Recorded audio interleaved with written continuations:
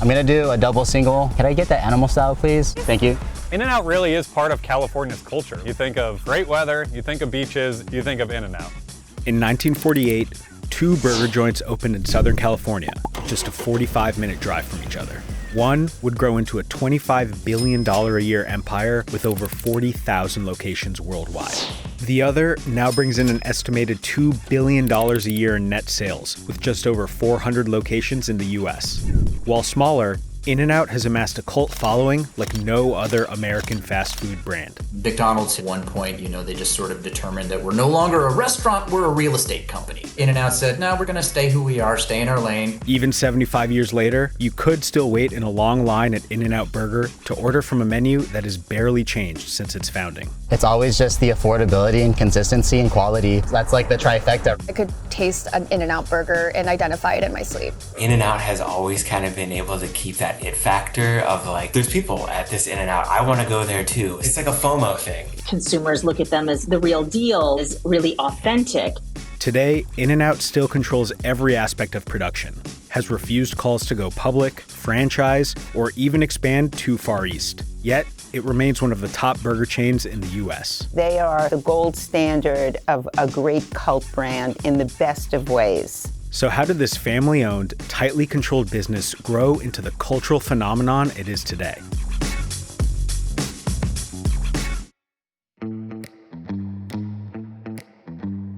In-N-Out Burger was founded in 1948 when Harry and Esther Snyder opened a small burger stand in Baldwin Park, California. Harry actually invented the two-way speaker system that created the modern-day drive-thru.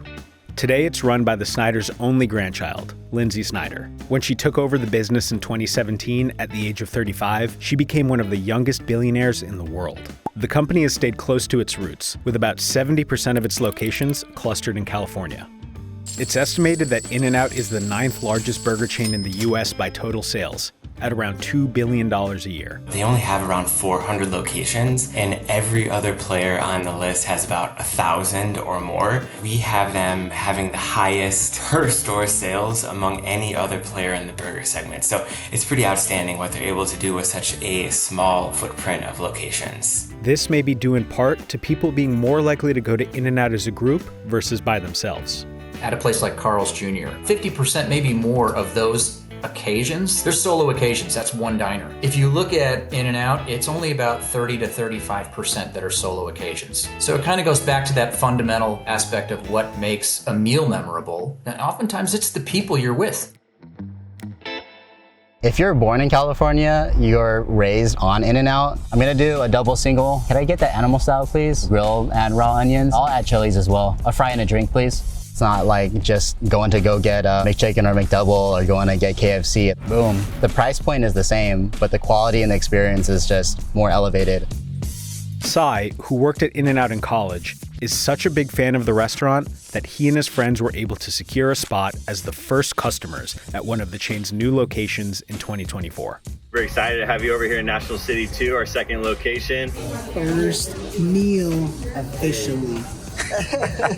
This shirt I got for free, as well as a burger coin. It's pretty rare to come by. It says it's good for one burger, but on eBay they go for like hundreds of dollars. You're better off just holding on to it and keeping it. Its small footprint has also made getting a burger from In-N-Out feel like an exclusive experience. Locations are mostly in western states, with none on the East Coast. Each restaurant is only a day's drive away from one of its supply centers, a necessity for a company that prides itself on never using frozen ingredients. French fries are also cut in-store, and each burger is cooked fresh to order. We put In-N-Out to the test and compared it to a favorite burger spot from the East Coast, Shake Shack. Classic burger, lettuce, tomato, pickles, just like I remember it. I think having vegetables that actually crunch when you bite into them, as far as like a fast food place, it's high quality for me. Shake Shack, I feel like tries to be more gourmet. I do prefer the Shake Shack burger more. I like that it tastes like a smash burger. It has the crispy edges. I also like the bun more, but it's way too expensive. In-N-Out is basically impossible to beat in terms of price to quality ratio. I do tend to gravitate a little bit more towards In-N-Out. In-N-Out fries are like fine, They're not great. They're a little limp. It's more like a nostalgic taste. I would definitely say that Shake Shack has superior fries. Not to mention that because of the little grooves in them, they actually hold a lot more sauce and or milkshake, depending on what you're into. Consistency is key for In-N-Out. You know, there's not a lot of consistency in this world, and In-N-Out is a pillar of consistency. In some ways, it's like going home. In-N-Out's menu includes just 3 types of burgers. When you only have a few things on your menu, people then perceive those menu items to be higher quality and more desirable. Unlike other fast food chains, In-N-Out doesn't offer limited edition items, and new options are rarely added to the menu. When you are publicly traded, you are really operating like at the whim of your investors who demand growth all the time. Since they're privately held, they don't really have to ever consider anyone's whims but their own. But it's their not-so-secret menu that gives consumers the feeling of insider status. It features options like a Flying Dutchman and the famous animal style. Their menu is a handful of items, and you get to customize it however you want. You're in and out pretty, no pun intended, but you really are in and out like pretty quick. They kind of speak their own language, almost like Starbucks did when they came to town and no one knew what a grande was. And when people have a secret language, they feel like insiders. They're members, you know.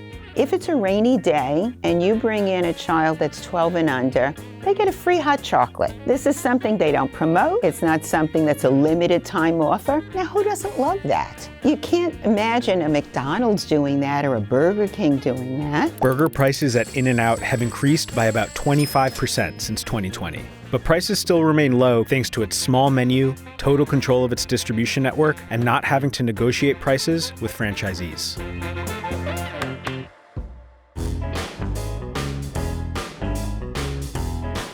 Big part of the In-N-Out experience is its employees. They have a lot of employees. They're never understaffed.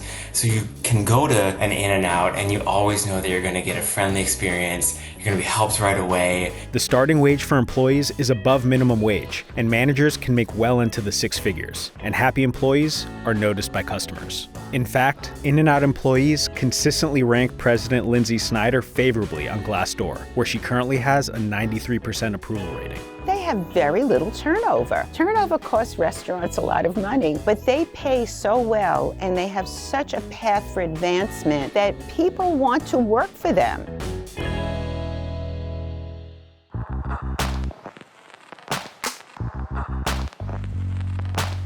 One of In-N-Out's challenges may be keeping control of their brand and legacy. Over the years, there have been copycat restaurants or places that feature items using the same menu names as In-N-Out. In-N-Out also sued DoorDash in 2015 when the delivery app added the restaurant to its offerings. The burger chain does not take online orders, and it doesn't do delivery. What I think is going to be interesting going forward is seeing how they navigate that particular piece. But we do know that there's a lot of momentum behind digital ordering, the engagement that consumers have with their sort of Amazonification of their lives.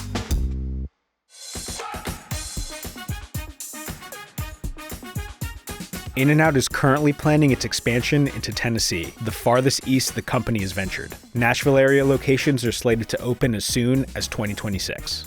When they open a new one, it's like pandemonium. You would have thought, Santa came to town. They'll crush it at first because it'll have this it factor. But if it gets much bigger, I'm not quite so sure what will happen. Does it just become like a Shake Shack that's kind of now everywhere? Does it become Chick-fil-A? We'll have to see. After over 75 years in business, In-N-Out has certainly figured out what works for them. It's kind of counterintuitive to the American business ethos, right? Which is you cut corners, pass on big prices to the consumer. You treat your employees kind of like widgets, and they've done none of that for 75 years. They've shown that you can be profitable, you can have a quality product, and you can treat your employees well, you can treat your consumers well, and you don't have to be on the stock exchange, you don't have to be on every corner. I think that's their legacy.